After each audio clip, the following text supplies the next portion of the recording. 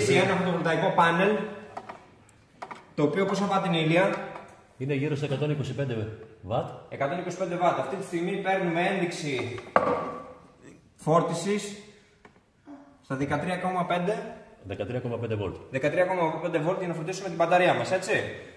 Είναι κάτω από 1 αμπέρ, επειδή είναι τώρα τοποθέτηση έτσι. Ωραία, γιατί έχει πέσει ο ήλιος. Ωραία, έχουμε τον inverter και Ο ρυθμιστής φόρτισης. και το ρυθμιστή φόρτισης. Και μια μπαταρία η οποία είναι μπαταρία αυτοκινήτου, αλλά για την τώρα, χρήση που λόγω θέλουμε να μας μεγέθους, κάνει. ναι. Ωραία. Εδώ έχουμε φτιάξει μια προσομοίωση εγκατάσταση σπιτιού, 2 δωμάτια, ένα μπάνιο, σαλόνι, κουζίνα και. Το μπάνιο.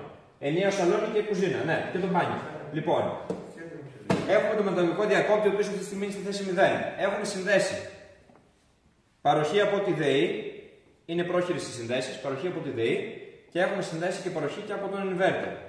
Στη μεταγωγή θα τροφοδοτηθεί ο πίνακας από τη ΔΕΗ και όταν έχουμε μια διακοπή από τη ΔΕΗ θα πρέπει εμείς να περιστρέψουμε, να ρυθμίσουμε τον μεταγωγικό να μας δώσει το φωτοβολταϊκό την ενέργεια που θέλουμε. Λοιπόν, πάμε, θέση 1.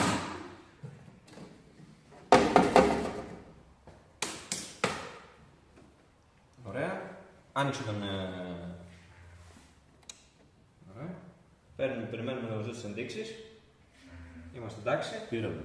Λοιπόν, 230.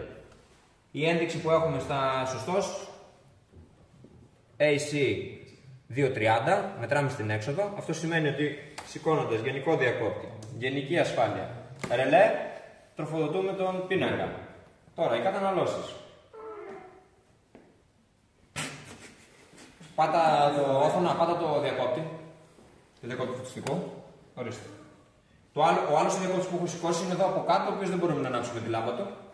Ωραία. Και συνεχίζουμε. Επόμενη. Την πυρακτώσεως. Στη λάμπα πυράκτωσης ανάβοντας θα δούμε ότι μειώνεται πολύ η τάση.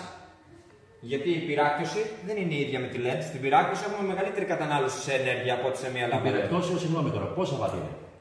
Αν έχει πάνω χαρακτηριστικά της. Έχει 200 βάτ. Το Είναι 200 βάτ. Το κλείνω και να δούμε το. Λοιπόν, κλείνουμε. Ναι, και να δούμε το άλλο. Ναι. Με το που ανάβουμε τη λάμπα πυράκτωσεως, άμα ακούσετε, παίρνουν μπροστά οι νημιστήρες από το inverter. Γιατί η θερμοκρασία. Γιατί ανεβαίνει η θερμοκρασία Μάλιστα. και πρέπει να κάνει την ψήξη. Εντάξει, λοιπόν, κλείνουμε για να μην έχουμε το inverter σε τέτοια κατάσταση. Λοιπόν, επόμενη. Και τους δύο. Είναι πολύ φωτό. Μπράβο. Είναι πολύ, θεωρητικά είναι πολύ φωτό. Εκεί πέρα αυτό έχουν κάνει τα παιδιά, αυτό που πρέπει να κάνουν. Τα αφήνει αναμένα όρθωνα. Συνεχίζουμε. Λουτρό. Πάτε το διακόπτω το λουτρό. Εκεί, δώσε τον δώσε. Εκεί. Και τώρα έχει ενεργοποιηθεί και το φωτοκύτταρο με τον προβολέα. Εντάξει. Πολύ ωραία. Που αυτό θεωρείται ότι είναι εκτός σπιτιού. Όπως επίσης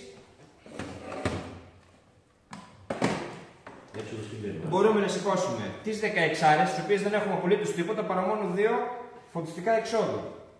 Κινδύνου δηλαδή. Λοιπόν. Δουλεύει. Σημαίνει ότι φορτίζει γιατί έχει χαμηλό φωτισμό και μόλις αφαιρεθεί μεγαλώνει ο φωτισμός του. Ξαναβάζοντας πέφτει η στάθμη του φωτισμού που σημαίνει ότι είναι σε. Ότι υπάρχει, ναι, είναι σε φόρτιση, άρα έχουμε τάση στο σημείο αυτό. Λοιπόν. Τώρα λειτουργούμε από inverter. Ναι. Αν θέλουμε να λειτουργήσουμε από ΔΕΗ, αν θέλουμε να λειτουργήσουμε από ΔΕΗ, αφήνουμε όπως είναι τα πάντα, γιατί κάνουμε προσομοίωση διακοπής. Κόβεται. Άρα πηγαίνει στο 0 ο μεταγωγικός. Και από εκεί.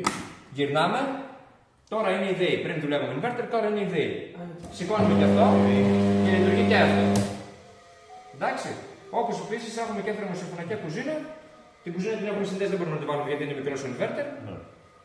Και το θερμοσύμφωνα δεν έχουμε θερμοσύμφωνα για να βάλουμε. Το σκάσαμε πέρυσι. Έχει υποστεί έκρηξη. Αυτά.